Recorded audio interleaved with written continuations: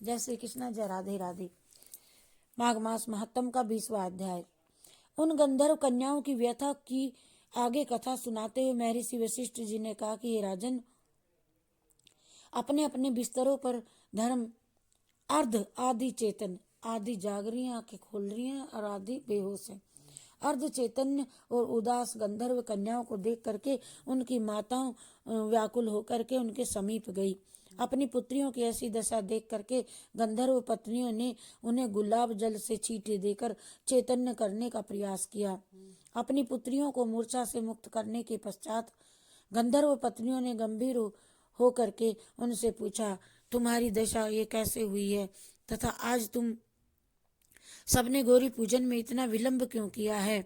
इतनी अपनी माताओं के प्रश्न सुनकर के गंधर्व कन्याएं बोली, है माताओं, आज हम जल विहार करने के लिए सरोवर पर गई थी। जब हम वहां पर गौरी पूजा कर रही थी, उसी समय अनेकों किन्नर बालिकाएं वहां आ गई।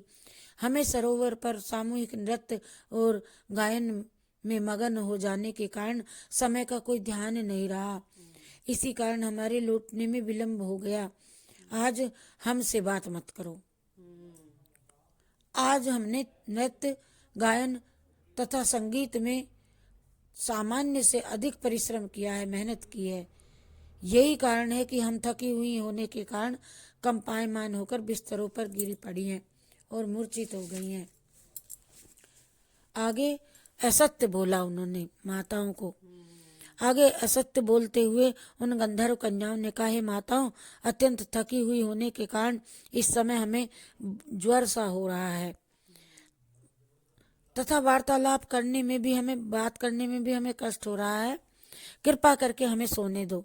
अतः अब कृपा करके हमें विश्राम करने का अवसर दे दीजिए।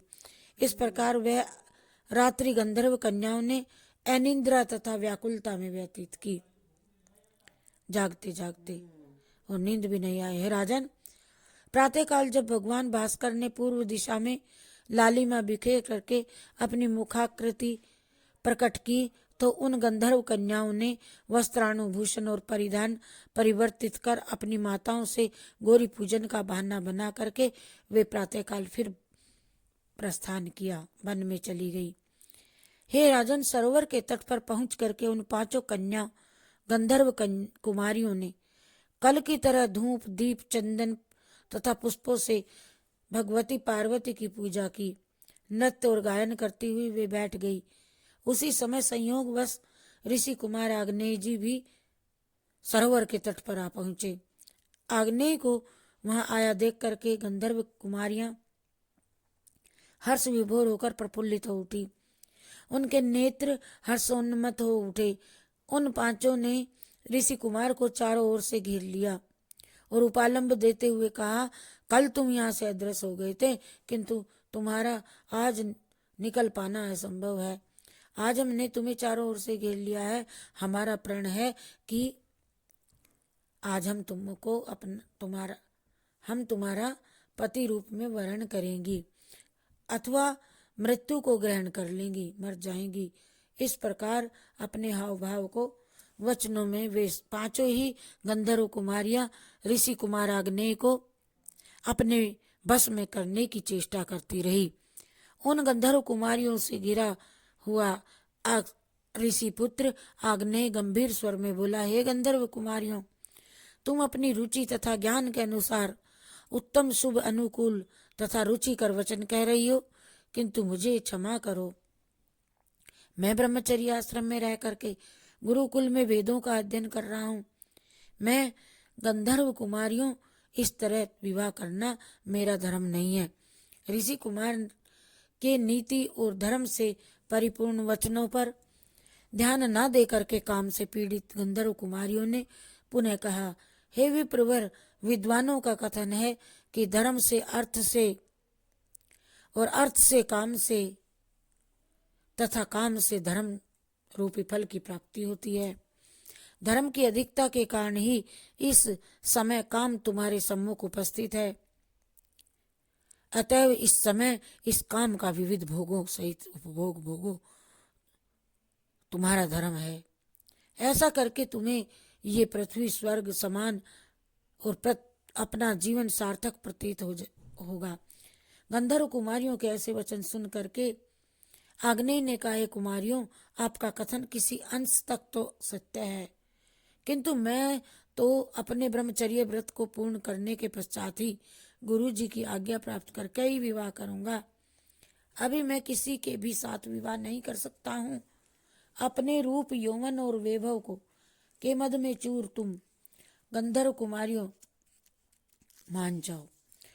अब उन गंधर्व कुमारियों ने कहा, हे ऋषि कुमार, तुम विचार करो, कहाँ तुम कहाँ हम, उत्तम सुंदरियां, कहाँ तुम तापस वेशधारी बटुक तपस्वी, हमारे तुम्हारे बीच कितनी असमानता है, किंतु ईश्वर के विधान द्वारा ही हमारा और तुम्हारा ये मिलन हुआ है।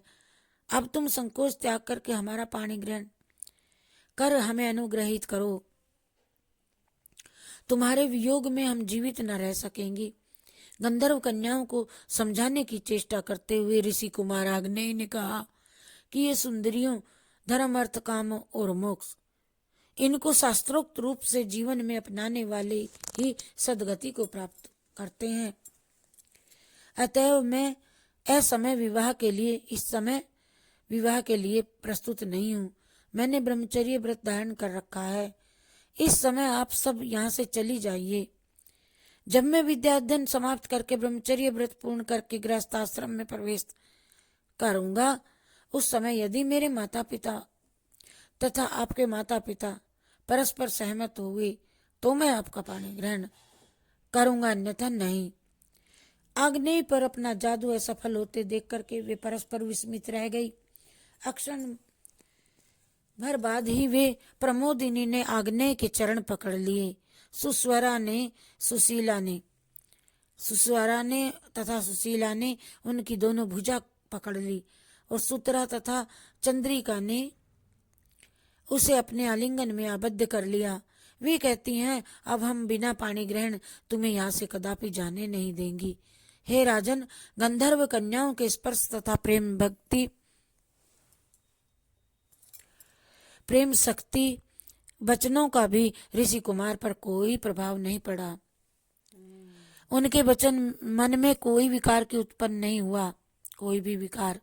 गंधर्व कन्याओं के इस आचरण से क्रोधित होकर के ऋषि कुमार ने उन्हें झटका दे करके अलग करते हुए तत्काल सभी को श्राप दे दिया। तुम सब लज्जा रहित होकर के पिशाचिनियों की तरह मुझसे लिपट गई हो, अतएव तुम अब पिशाचनी ही होकर के पिशाच योनि को ही प्राप्त करो। ऋषि कुमार द्वारा ऐसा दारुण श्राप सुनकर के क्षण भर के लिए गंधर्व कुमारी हतप्रभ रह गई। उनके मुख पर क्रोध तथा भय छा गया और वे कहने लगी, हे पापी, तूने हम निरपराधिनियों को साथ ये कठोर तथा निर्दय आचरण किया। तुम्हारे इस धर्म ज्ञान को सहस्त्रों बार धिक्कार है। जो हृदयहीन मनुष्य अपने मित्रों तथा अनुरागी भक्तों के साथ ऐसा कठोर तथा द्रोहपूर्ण आचरण करता है, उसे दोनों ही लोकों में दुख तथा संताप प्राप्त होता है।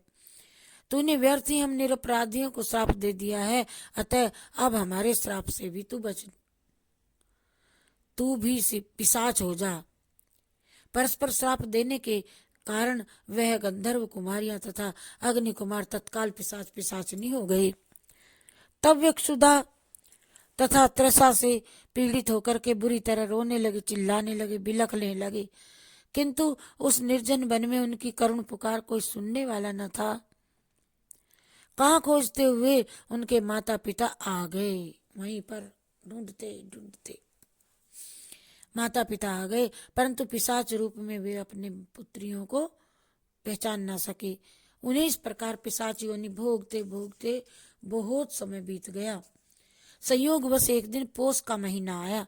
पोष की चतुर्दशी को महर्षि लोमस जी ने स्नान करने के लिए उस सरोवर के तट पर आए। लोमस ऋषि और भूख से पीड़ित उन पिशाचियों ने जब लोमस ऋषि को वहां देखा तो वहां उनका वध करने की इच्छा कर ली पिशाचिनी ने और उनकी ओर झपटे, परंतु महर्षि के प्रखर तेज के सम्मुख वे ठहर न सके। अतः वे उनसे कुछ दूर हट करके खड़े हो गए। उसी समय वहां आग्नेय के पिता जी वेद निधि भी आ गए और वेद निधि ने महर्षि लोमस के चरण स्पर्श करके कर वृद्ध निवेदन किया, प्रभु बड़े ही पुण्य प्रतापों से संत समागम कृतार्थ हुआ और आपका सानिध्य प्राप्त हुआ। मेरे धन्य धन्य जो आपके दर्शन प्राप्त करके मैंने अपने मन को कृतार्थ किया। तत्पश्चात वेद निधि ने अपना दुखद वृत्तांत बताते हुए महर्षि लोमस से कहा, हे महर्षि, ये पिशाचनियां गंधर्व कन्याएं हैं तथा ये पिशाच मेरा पुत्र अग्नेय है। ये सब परस्पर एक दूसरे को श्राप देने के कारण पिशाच योनि में प्राप्त हुए हैं। हे ऋषिवर, अब कृपा करके आप अपने तपोबल से इनका उद्धार कर दीजिए। तो वेद निधि के करुणा पूर्वक निवेदन कर सुनकर के महर्षि लोमस का संत चित्त दर्याद्र हो गया और उन्होंने पुत्र के दुख से दुखी वेद निधि को सांत्वना देते हुए कहा, हे विप्रवर, अब मैं आपके सम्मुख उस पाप नाशिनी दिव्य धर्म कथा का वर्णन करूंगा जिसके द्वारा इनका परस्पर शाप नष्ट हो जाएगा। इति श्री पद्म पुराणे माघ महात्म्य 20वां अध्याय समाप्त।